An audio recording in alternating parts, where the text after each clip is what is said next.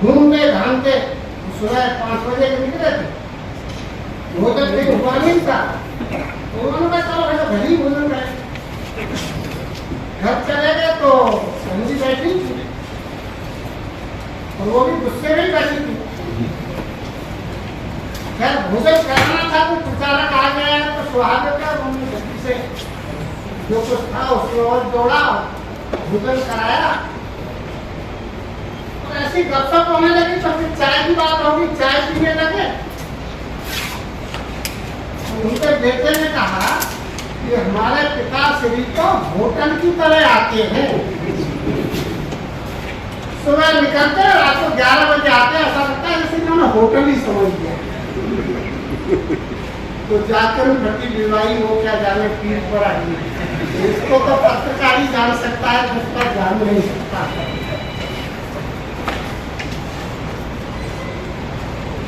दो तीन बातें कहकर के अपनी बात पूरी करूंगा।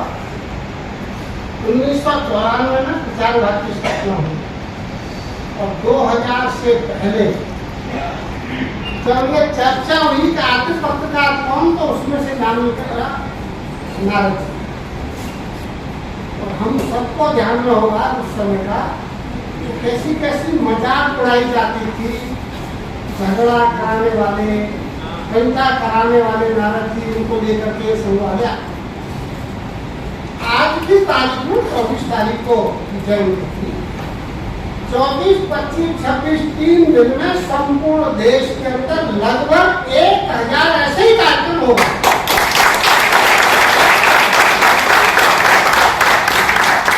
लक्ष्य तक पहुंचे बिना पथ में पथित विश्राम कैसा, ये ऐसे संकल्प की ताकत होती है।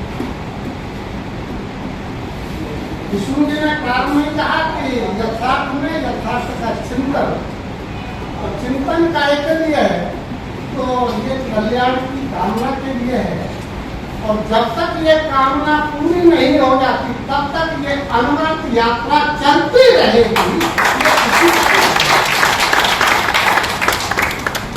दूसरा आईसीयू की चर्चा की उमेश जी ने, इस आईसीयू की स्थिति से बाहर निकालने का ही उपक्रम है नारद जयंती। और पत्रकारों को नहीं, संपूर्ण देश को उसमें से निकालकर आगे लाना और आगे चलाना, ये उसका उपक्रम है। नारद जी के बारे में पर्याप्त चर्चा हो गई, इसलिए पत्रकारों के द्वारा पत्रकारिता के लिए ऐसा कार्यक्रम है जिनको नींद आ रही है उनकी नींद भी खोना, जो बैठे वो खड़े करना, खड़े हुए उनको आगे चला, चले व्यक्ति चलेंगे। मैंने कहा था कि मेरा तो केंद्र है और इसलिए सुहागरात के कार्यक्रम में रहने वाला हूँ। तो उन्होंने कहा हाँ ठीक है आप कार्यक्रम में रहिए। तो मैंने व्हाट्सएप पर देखा उसमें मेरा नाम, तो ये हुआ था कि मैं कार्यक्रम में रहूँगा, मेरा केंद्र है। मुझे घटना ध्यान में आ गई कि इतना था कि प्रतिदिन किसी की फांसी होंगी, राजा का ऑर्डर था, लोगों ने पकड़ करके जो मिलता था उसको फांसी कर दी।